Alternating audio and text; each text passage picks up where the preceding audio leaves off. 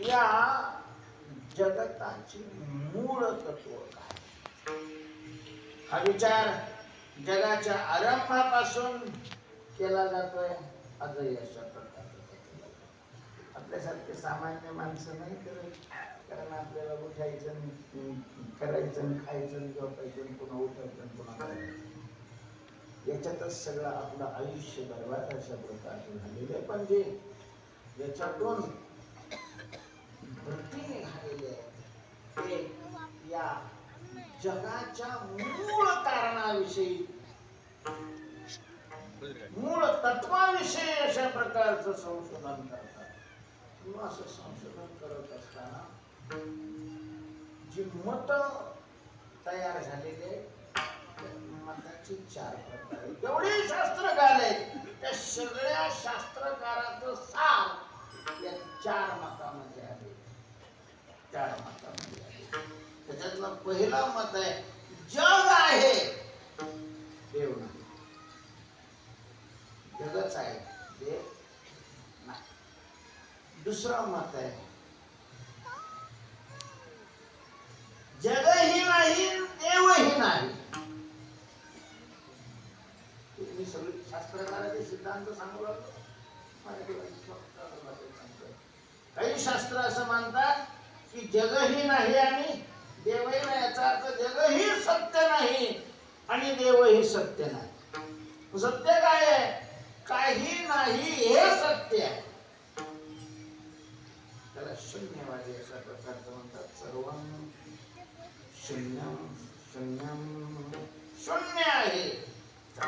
एक मत आहे. दुसरं मत आहे, तिसरं मत आहे जगही आहे आणि देवही आहे.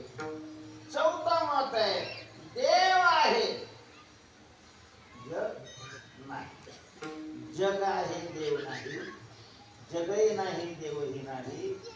जगही आहे, देवही आहे आणि देव आहे, जग नाही.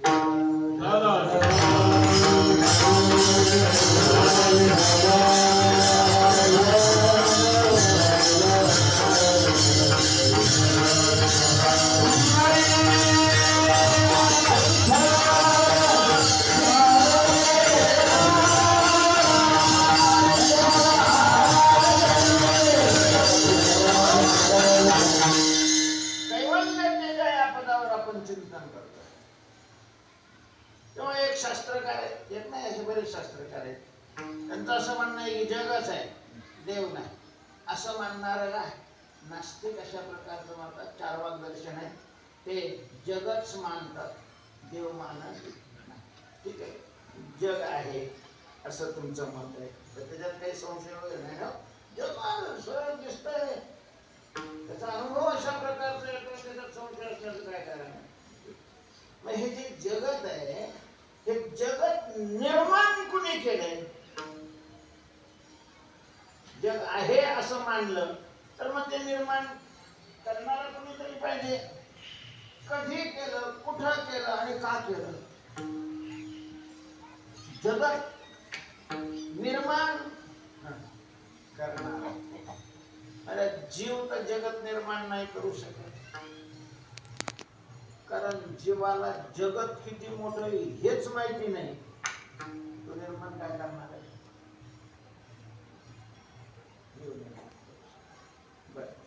जगत जड निर्माण करू शकत नाही. जगत निर्माण कोणी केलं? त्यांचा सिद्धांत आहे ज्याला कोणी निर्माण नाही केलं, हे आपोआप झालं.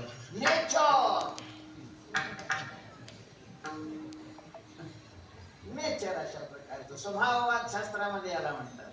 हे आपोआप अशा प्रकारचं निर्माण झालंय. मला दारात एखादी जर काडी पडलेली असेल तर ती काडी आपोआप बाजूला नाही.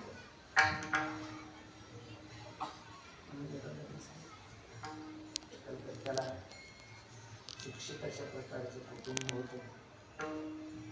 बापही चांगल्या पदावर परतही शिक्षण चांगलं झालं, बघाही शिक्षित, पण दोघांचा विचारात थोडे खटके उडायचे. बाप हा निरीश्वरवादी होता. देव वगैरे कोणी नाही नसते. आणि त्याच्या विरुद्ध पोराला वाटायचं की बापाला देवाचं अस्तित्व मान्य करावं, नुसतं मान्य करावं असं नाही, तर देवाला शरण लावं, देवाची भक्ती अशा प्रकारची करावी. आता हा देवच नाही म्हणून देवाची भक्ती, बरं सर्वसामान्य जे नाही शिकलेले असतात, थोडे भोळे असतात, त्यांना सांगितलं तर ते ऐकतात, मानतात. शिकलेले आवलादी कोणाचं म्हणतही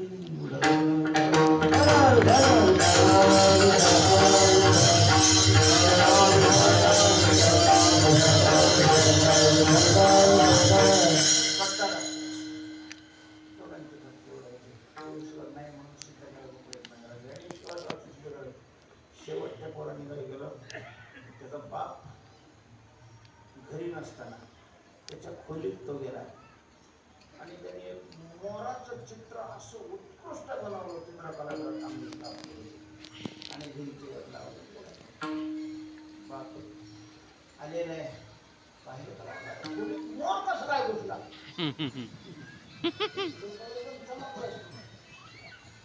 त्याने हात मारली कोणाला बायकोला, अरे माझ्या खोलीमध्ये मोर कसं काय घुसला, मोर कसं काय घुसेल, मोर नसेल.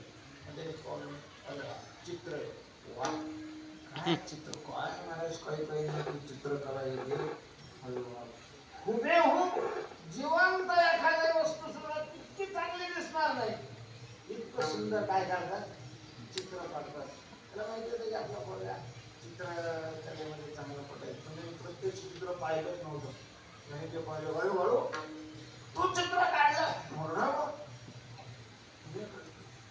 तू चित्र काढलं नाही, माझ्या खोलीमध्ये हे चित्र आलं कसं काय, तर काय म्हणले ते नेचर. खडखड वाजलं म्हणून मी खिडकीतून पाहिलं तर मला दिसला हा कागद तिथं गुंडाळलेला होता, तो खाली आला आणि टेबलवर बसला. सस्पेन्शन उठली आणि तिनं रेखाचित्र अशा प्रकारचं तयार केलं. तिचं काम झाल्याबरोबर रंगाच्या पेट्या सर सर सर बुडाल्या, ब्रश उठले, त्यांनी स्वतःला रंगात बुडवून घेतलं आणि कागदावर काय करा रंगवलं. चित्र तयार झाल्याबरोबर कागद उठलो आणि भीतीवर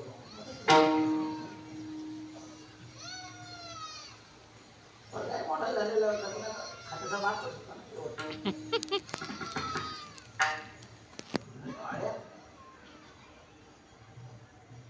मूर्ख आहे का रे तू, कागद खाली आला, रंगपेट्या उठल्या, हे गेलं सांगतो. हे कधी असं होत असतं काय, तर वस्तू आपोआप कधी उठतात का, साधं निर्जीव अशा प्रकारचं चित्र ते आपोआप झालं असं मी म्हणलं तर तुम्ही मला काय म्हणता, मूर्ख म्हणता. आणि एवढं मोठं जग, ते नुसतं जड नाही, त्याच्यामध्ये चेतनही अशा प्रकारचे प्राणी आहेत, ते आपोआप झालं असं तुम्ही म्हणता. मूर्खाचे बाप नाही शोभत का तुम्ही?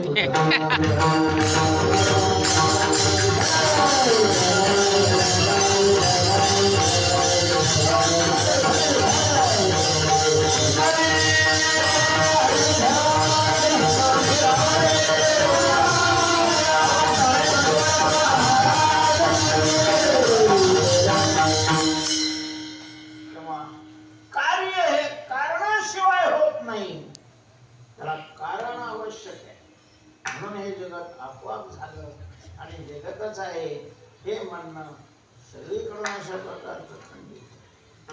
दुसरा उठला म्हणून तर आम्ही म्हणतो जगतही नाही, खरं नाही, आणि देवही अशा प्रकारचा खरा. सर्वां शून्यम शून्यम, खरं काय आहे म्हणजे काही नाही हे खरं आहे, काही नाही हे अशा प्रकारचं खरं आहे. शून्य आहे हे खरं आहे, शून्य आहे हे खरं आहे, शून्य आहे. शून्यमासीदिति वृषे सद्योगम. शून्य आहे म्हणतो तर शून्याचा आणि आहेचा संबंध आहे का? शून्याचं आहे हे स्वरूप आहे. शून्य आहे हे वाक्य विचारलं ना,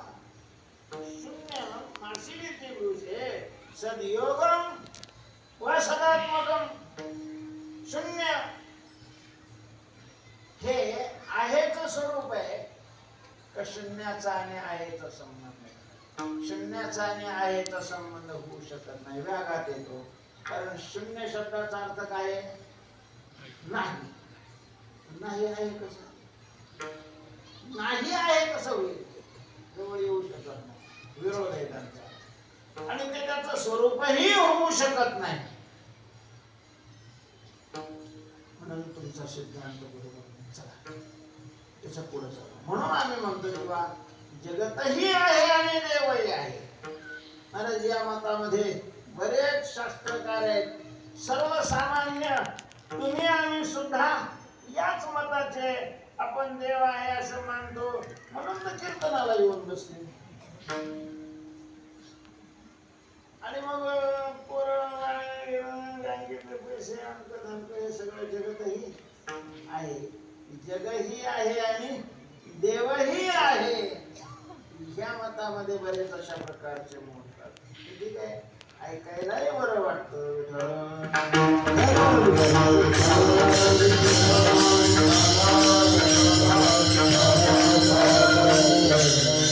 कशा करता हा तुमच्या पुढे मी विषय मांडलेला आहे. ज्ञानोबरींचं वर्णन करत असताना कैवल्य तेजा हे पद रामानंदांनी वापरलेलं.